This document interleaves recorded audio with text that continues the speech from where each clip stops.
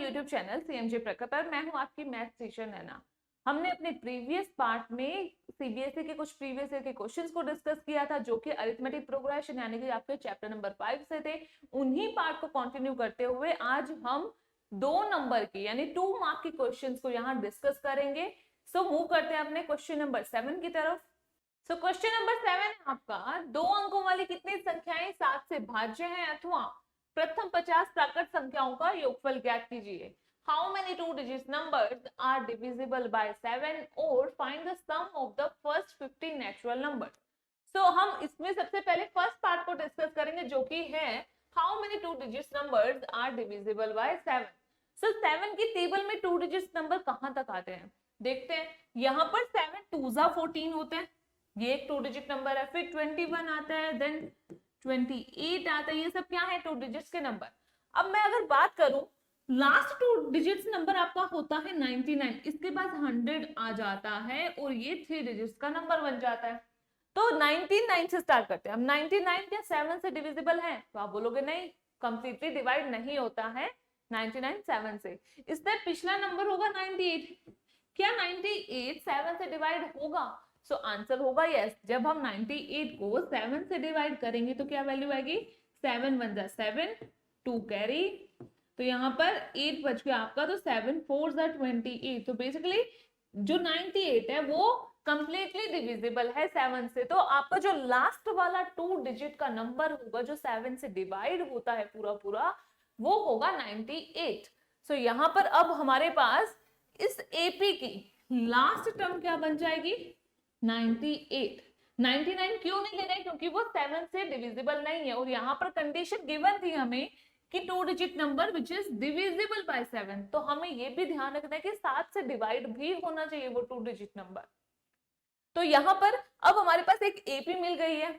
यहां से क्या पूछा गया कि हाउ मेनी 2 डिजिट नंबर, मतलब कि कितनी टर्म्स हैं यहाँ पर। सो ये एपी है जो 14 20 28 टिल 98, ये कितने नंबर्स हैं? तो बेसिकली आपको एन बताना है, कितनी टर्म्स है टोटल इस एपी में।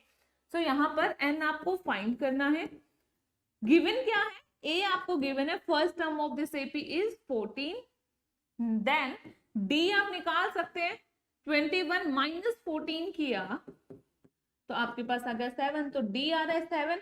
इसके अलावा आपको यहाँ पर लास्ट टर्म भी पता है इस एपी की, मतलब ए एन को आप लास्ट टर्म भी बोलते हैं, वो आपको 98 यहाँ पर मिल चुकी है।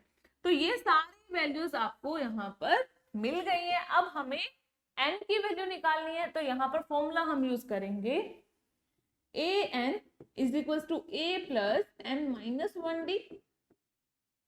ए एन यानी कि last term of this AP ये क्या थी? 98। तो वैल्यू पुट कर देते हैं 98। ए कितना गिवन था? फर्स्ट टर्म 14 प्लस एन की वैल्यू हमें निकालनी है एंड डी हमें पता है 7 होगा यहाँ पे। ठीक है, अब यहाँ पर सबसे पहले हम क्या करेंगे, 98 में से इस 14 को कर देते हैं सब्ट्रैक्ट। तो यहाँ पर वैल्यू बनेगी 98 minus 14 is equal to 9 minus 1 into 7। तो 98 में से 14 आपने माइनस किया तो वैल्यू बन गई 84। This is equal to n minus 1 into 7। अब आगे कैलकुलेशन कैसे हो गई? यहां पर जो 7 है वो मैं इसके डिनोमिनेटर में ले जाऊंगी क्रॉस मल्टीप्लीकेशन के थ्रू, तो वैल्यू बन जाएगी n minus 1 is equal to 84 divided by 7। ये आपका हो जाएगा 12। जब आप 84 को 7 से डिवाइड करोगे तो वैल्यू आएगी 12। और यहाँ पर अब ये जो -1 है वो उधर जाकर +1 हो जाएगा, तो n बनेगा 12 plus 1, this is equal to 13। So finally n की वैल्यू आ रही है 13। तो यहाँ पर टोटल 13 नंबर होंगे इस एपी में जो 7 से पूरे पूरे डिवाइड होंगे। तो ये आपका फाइनल आंसर है इस क्वेश्चन का। मूव करते हैं इसके नेक्स्ट पार्ट की तरफ। अब नेक्स्ट पार्ट क्या बोल रहा था? Find the sum of the first 50 natural numbers. प्रथम 50 प्राकृतिक संख्याओं का आपको प्राकृत संख्याओं का योगफल ज्ञात करना है। तो पहली 50 प्राकृत संख्याएं क्या होती हैं? नेचुरल नंबर्स होते हैं 1 2 3 4 एंड सो ऑन, ठीक है, ये 50 तक जाएंगे आपके, ठीक है। तो ये फर्स्ट 50 नेचुरल नंबर्स हो गए। अब यहाँ पर इनका आपको सम निकालना है, टोटल निकालना है इन नंबर्स का। तो फॉर्मूला होता है आपका s n is equal to n by two two A plus N minus one d. अब यहाँ पर एपी हमें पता है, हम बाकी सारी वैल्यूज ले सकते हैं। यहाँ पर एन है 50, first term of this AP is 1 and D आपका होगा 1, क्योंकि सारे नंबर 1 से इंक्रीमेंट हो रहे हैं। यहाँ पर +1 किया तो 2 आ गया, 2 में +1 किया तो 3 आ गया। सो यहाँ पर अगर मैं कैलकुलेट करना चाहूँ तो लेट्स से मैं 3 - 2 कर देती हूँ, यहाँ पर डी की वैल्यू आ रही है 1, तो सारी वैल्यूज आ गई। अब हम 1 बाय 1 पुट करेंगे। सो एन आपका है 50/2 और हम सम निकाल रहे हैं फर्स्ट 50 नेचुरल नंबर्स का, तो एन 50 हो जाएगा। ब्रैकेट में आएगा 2 इंटू ए आपका है 1 प्लस एन है 50 माइनस 1 डी आपका है 1। अब यहाँ पर 50 को 2 से डिवाइड किया तो वैल्यू आई 25, ब्रैकेट में वैल्यू आएगी 2 प्लस 50 माइनस 1 49, 49 इंटू 1 हो जाएगा। तो यहाँ पर वैल्यू बनेगी 25, 2 प्लस 49। अब 49 प्लस 2 कितना होता है 51, 25 इंटू 51। सो यहाँ पर जब आप 25 को 51 से मल्टीप्लाई करेंगे तो वैल्यू बनेगी आपकी, जो आपका S50 था वो आ जाएगा finally S50 is equal to 1275।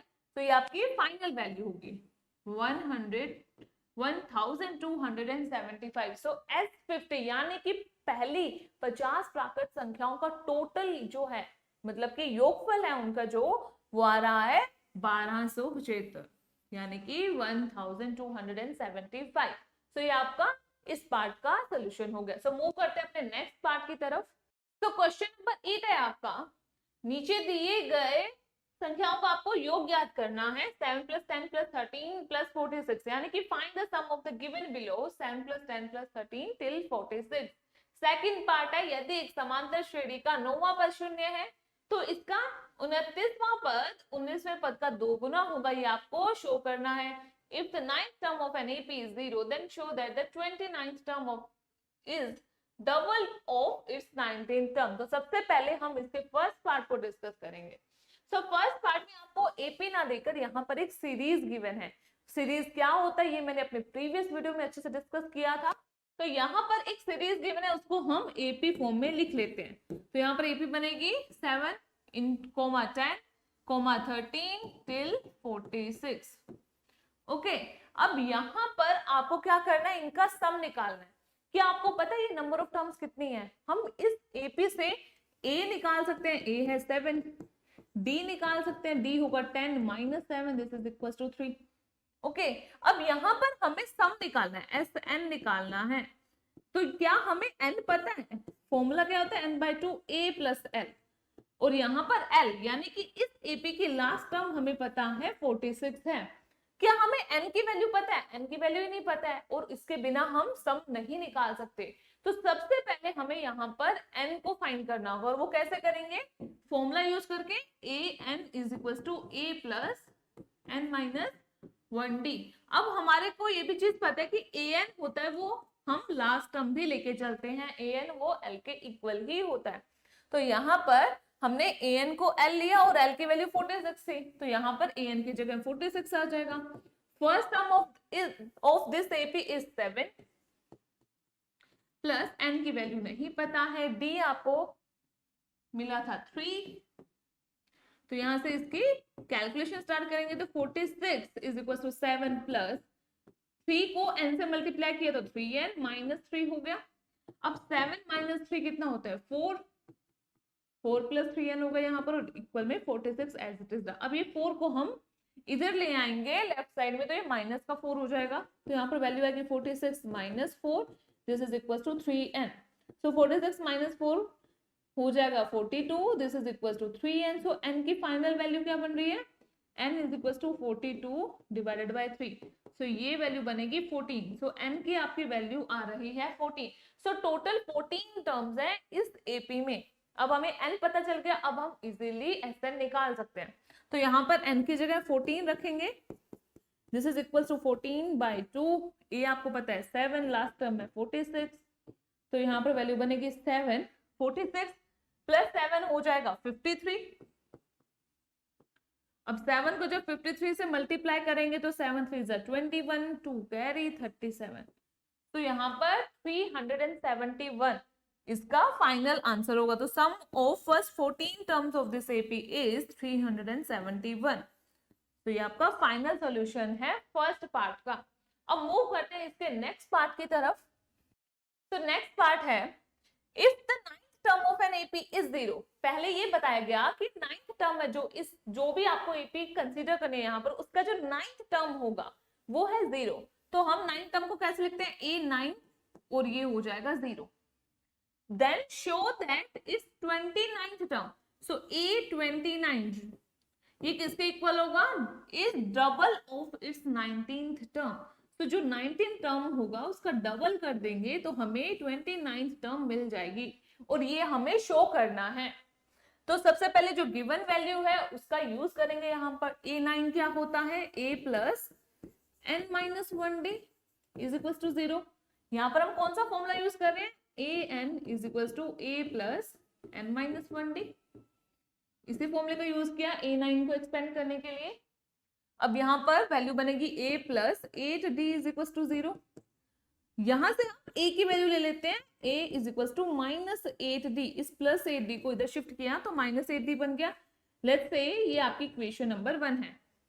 Okay, अब यहां पर हमें सबसे पहले A19 चाहिए, सो A19 कैसे निकालेंगे, अगेन सेम फॉर्मूले का यूज करके। तो यहां पर 19 माइनस 1 कितना हो जाएगा 18, तो हम यहां लिखेंगे A प्लस 18d।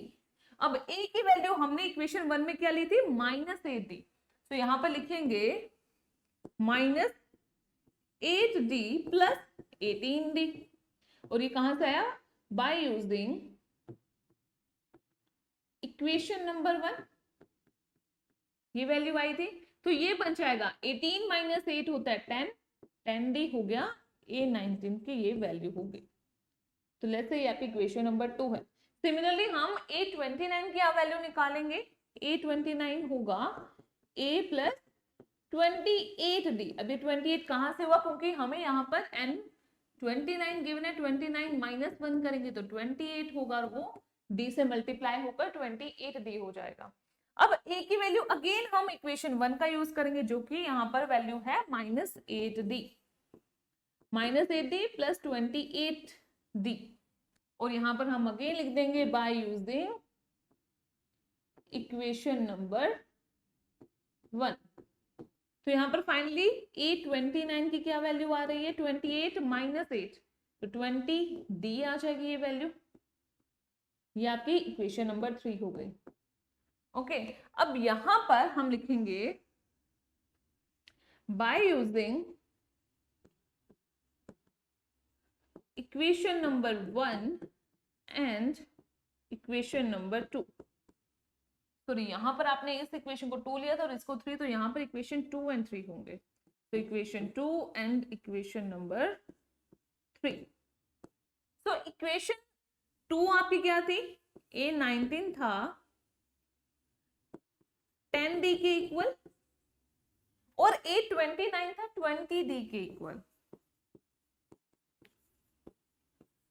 अब मैं 20 को क्या लिख सकती हूँ, यहाँ पर 20 को मैं ये लिख सकती हूँ 2 इंटू 10d।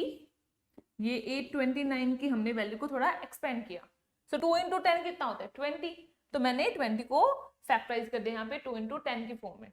अब यहाँ पर मुझे एक चीज बताओ, ये जो 10d है वो क्या था, हमने 10d को क्या लिया था, A19, तो यहां पर हम इस 10d की जगह ये A19 है वो भी रख सकते हैं। तो यहां पर वैल्यू बनेगी A29 is equal to A19, और हमें यही चीज शो करनी थी इस क्वेश्चन में। सो फाइनली ये आपका पूरा जो प्रूफ था वो हो चुका है इस पार्ट का। तो आई होप आपको ये क्वेश्चन अच्छे से समझ आ गया होगा। अगर आपको हमारी ये वीडियो पसंद आई है तो इसे लाइक एंड शेयर कीजिए, चैनल को सब्सक्राइब कीजिए और ऐसे ही इंटरेस्टिंग वीडियोस के अपडेट के लिए बेल आइकन जरूर प्रेस कीजिए। मिलते हैं अपनी नेक्स्ट वीडियो में।